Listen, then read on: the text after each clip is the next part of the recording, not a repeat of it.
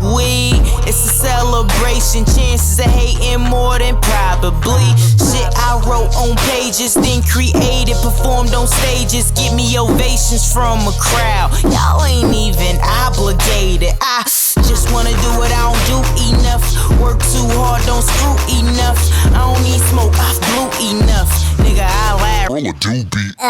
Thanks to my crew, we blew we up. Now we in a meeting talking movie stuff. About to bubble up like jacuzzi suds. Haters see us coming like these mub. My time will never free up. Not to give your ass free stuff.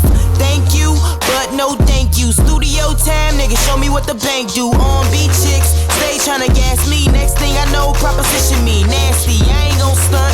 Fuck them like once. Send them back home, no song, no blunts, and a thank you.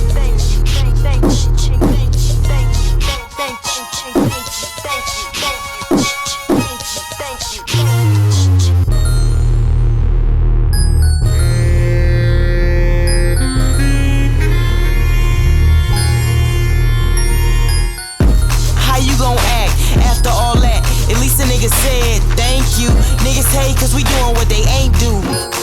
Better yet, what they can't do. Niggas always say, K, money gon' change you. And I be thinking more like money gon' change you.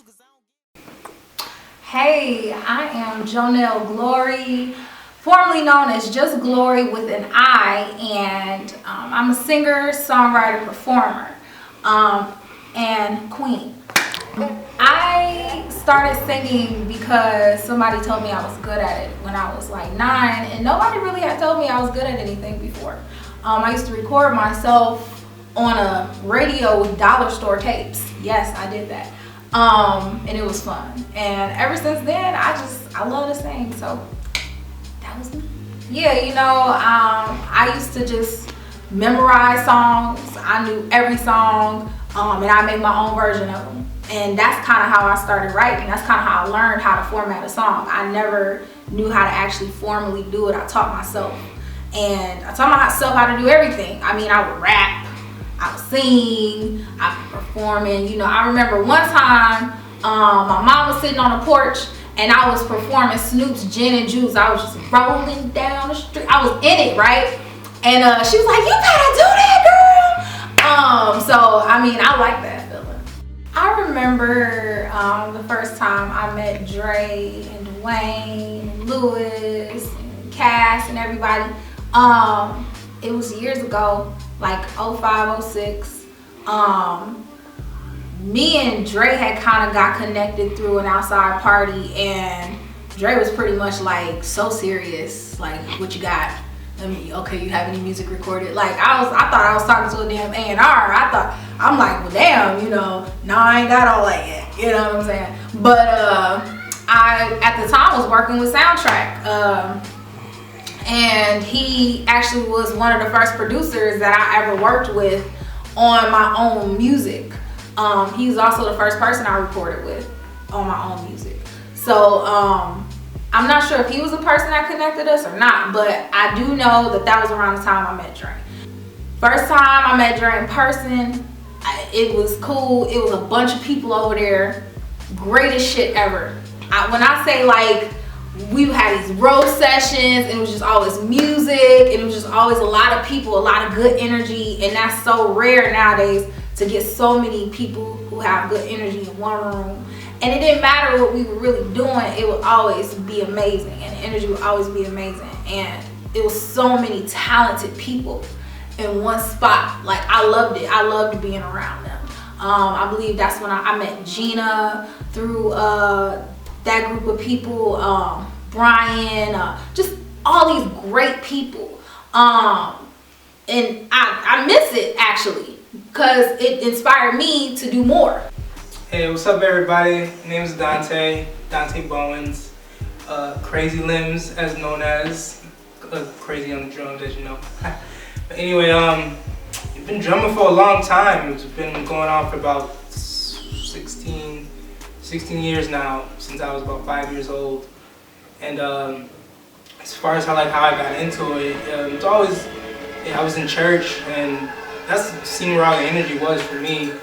I mean, I tried other music. I remember going to 4th grade.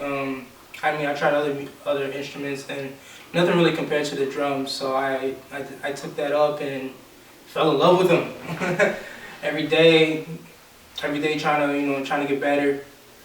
And I know this dude at church in New Jersey. I was going to church in New Jersey at the time, and this dude kind of took me under his wing. Mom put me in lessons for a little bit, so it's taken off ever since then. It's been a crazy ride. It's been also a blessing as well to have the talent that God gave me as well. So I got into it, and I'm still with it, still playing full force. So that's how I got into it, and I'm still loving it. So it's been a crazy journey, a long journey. Still enjoying it. And since I started going to school at CLC in 2010, and started meeting a lot of new people there as far as like musician wise. Met who did I meet? I met Voice, as known as Carrington, and from there I was introduced to the gospel choir. I met Dr. Charles Clinton. He's a phenomenal dude, and I've been playing with him for quite a while, and he's actually he's retired right now. But I had the pleasure of playing with his choir for 3-4 years, and I played with many great people with him as well. And then from there, I met Dre, Carrington, Boys, aka Boys, introduced me to Dre. Met Joe, and met a lot of people. Played with a lot of people. Dwayne, Los Carlos. So many people that I can name that I've met along this, and it's been a pleasure to play with each and every one of them. And I remember, the first couple gigs that I started working with Dre on. Was kind of nervous. It was my first time playing out at the time. He kind of just threw me on board. Had very kind of little practice on it. But it was a way of getting myself out there, like what I was trying to do. So he kind of introduced me to the whole field of performance on stage, I guess you could say. And there's been good and bad experiences. Some experiences that he offered me that I could, that I thought I wasn't up for at the time. So that I thought were kind of beyond me. It's been a roller coaster, so I'm still currently putting stuff together with them and whatnot. All right, so going to some of the practices that we had, those were pretty amazing. Some of my favorite songs were the one that we did, Glory. That was pretty cool and everything. Performing that one, and I think we did it at Double Doors. And really killed. I think we really killed that show. We was with the Barriers, Shell B, and the other girl that I cannot recall her name. But that was a fun show. That was Excalibur. Excalibur, there it is. That was pretty cool. And then where else did we play at? We got to play at the Sal. That was I vaguely remember that experience, but I enjoyed it. Okay, so I do feel like from that group, I developed some amazing friendships. I got really close to Dre. I got really close to Dwayne. I got really close to Gina. I got really close to everybody in our own way. Me and Dwayne was real tight, and a lot of that too came from us all being at CLC together at one point. A lot of us went to CLC together, and which is community college, and that was cool. I know that, aside from the music part, that us having friendships allowed me to be a better musician, because the encouragement from them as friends inspired me too. It's easy to be around somebody who just, yeah, you can sing, oh, that's what's up, that's dope. But somebody like, look, I'm gonna need you to go in there and sing that and not just sing it. You know what I'm saying? There was a lot of that going on too, and it was just, people were honest with each other. And I felt like Dre, he was always a visionary. He was always trying to give everybody in Lake County an opportunity, like to really showcase themselves, which you don't really see anybody doing that right now. It's all clicky. It's like, oh, my boy, he could rap, you know, I'm about to put him on the stage. Like, dude be whack as fuck. Like, dude, you're whack. Like, come on, tell your boy he whack so he can work on his craft, because at the end of the day, it's about the music. And Dre understood that. So Dre, he'd be like, hey, you know, maybe if you try to sing it a little harder, blah, blah, blah. But he would never, you know, discourage you, but he wouldn't have nobody whack up there in the first place. So it's kind of like, you know, I appreciate Dre for that. I always did. You could always count on him to keep trying, even if the turnout wasn't that great. He kept trying. I know it's been a few times I've been in like, everybody can attest to that, whatever. I know y'all probably laughing, but Dre never stopped trying to reach out to me, and that's a friend. You know what I mean? And that's the beauty of what I got from this group, is the friendship. Okay, so this is a pretty funny experience that I went through with Johnny Kilroy and Andre. You know, we was killing. I think throughout the whole show we were killing. You know, everybody was doing their part. And this one particular individual felt the need to really shine. That was, and she was pretty much provoked by somebody in the audience that was giving her the signal to do this gesture, and it was just not cool at the moment. It was funny, but you know, it was something funny to look back on. But at the moment, it's kind of just one of those turn your head moments. Like, I had nothing to do with the type of shows is what happened at the end of it. So I mean, it was pretty funny, and I'm sure that if the person who looked back on it, she'd probably laugh too. But that was pretty cool. And then I think at the end of that show, it seems like at the end of that show, everything bad started happening, because I had and every drummer knows, you know, you're supposed to have extra pair of sticks when you're playing, man. But apparently one of my sticks broke, and you know, and I was getting showcased at the time. You know, you play your last minutes of the song, and you're going around introducing the band. And it was during that period, and my stick broke, and you know, he was just playing with a broken stick, almost like playing with one arm, playing with a broken stick. So that wasn't really cool, but you know, that's what makes the journey fun, though. I mean, you gotta appreciate the bad moments just like you appreciate the good moments. That's how you grow, and that's how you get stronger at what you do. So it was nice. Yeah, I remember performing with Joe and Kyle and Eric, and then those are phenomenal musicians playing with them. And just the vibes that was going on at the time, we would take some of the music that was handed to us and really expand it. You know, really expand on some of the parts that we were doing. Even put some nice hits up in there. Kyle on the keys was really good at coming up with nice hits, nice stuff to go with the music that, you know, we probably would have never thought of on our own. And even the time, I know another person that I played with that was in Johnny Kilroy was Devarius. Devarius was also a crazy dude who I would say he took the production to another level, man. That guy, because he. You name it, he was doing it. So he'd take the song, and it only took him a couple seconds to pick it up. So he was definitely a leader type person. And you know, I remember he took some, I don't remember what song it was, but he switched up the intro on that, and I remember how cold that sounded, and it was. You know, those two keyboard players, you know, they were nice and leaders, and nice good leaders who took control and really gave the song life. And everybody gave the song life. Eric, maybe I don't even want to get started on Eric, how crazy that dude is. Glori, I don't know if you ever saw the footage of Glori or some of the past footage that we did, but if you go, you know what I'm saying, Eric is, you know what I'm saying, Led Zeppelin on it.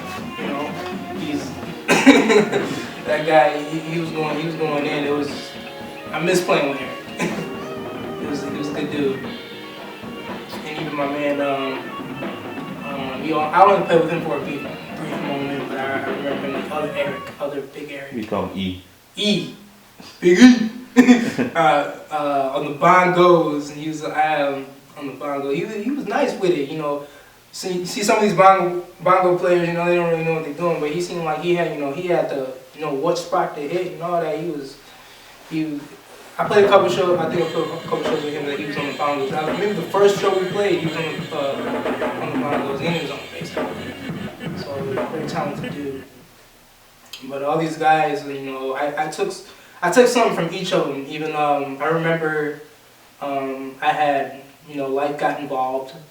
For me, life got involved, and I kind of went solo for a little bit. And a dude named Dennis, one cold of a drummer, he kind of took my place for a little bit. Played a couple shows for him, and you know, I really like that dude because I take something from him. He's that dude. He's playing a lot more shows than I am. He's, you know, a real professional dude. So I take good tips from that dude. I don't know. It's so much. My brain is in overdrive. But Cass for instance, that's somebody that I watched develop. Like him and Smoke.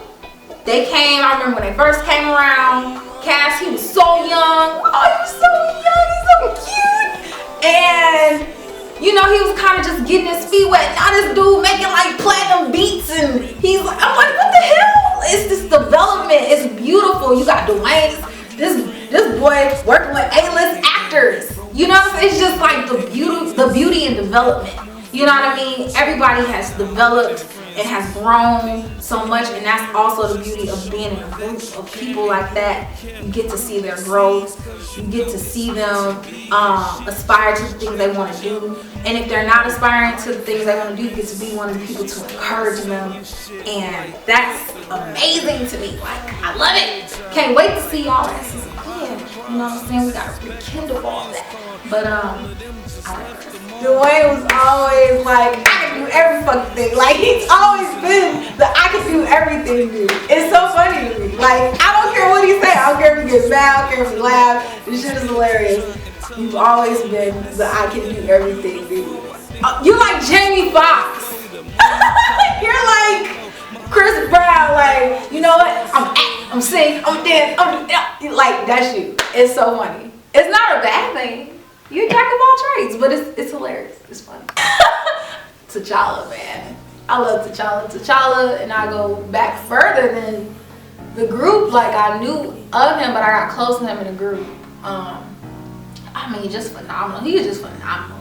I just knew his ass was gonna be like the first T'Challa. Like, T'Challa. I just knew it, because he's just so talented all around. Like, I still remember when he performed at the showcase that I actually came to, you know, the one when I had the white dress on. The what's that? Tomorrow Forever. Today, Tomorrow Forever. Now, he performed this song like Ice Cold or something, or She's So Cold, or I think I know the song you're talking about. I just don't know the name. That shit was dope. I don't remember the words, but that shit still stuck with. That was like 8 years ago, bruh. I'm still over here like, you killed that shit. Like, you were my hero that night. You just amazing talent. Like, it sucks that you're not performing right now. I want to see you perform, but you know, everything in due time. I'm sure you'll make a reunion appearance. Gina, that girl is a dancing queen. I mean, she could dance her butt off. I always love to see her dance. It's so natural for her. Like, she's very naturally fluid. Like, she just could dance so well, and it's very beautiful to watch. I don't know, so many of y'all, man. I'm just like overwhelmed with the amount of talent that I've been exposed to. I've been very blessed. That's a blessing to be around people who are so inspirational and so artistic and so talented. That's a blessing. That's something that I can talk about to my children, you know, and possibly inspire them with my experience with all of you. And I appreciate it, whether we kept in touch or we lost touch or we maintained a friendship or we didn't, I don't care. Each and every one of you touched me in your own way and inspired me in your own way, and I'll always be grateful for it.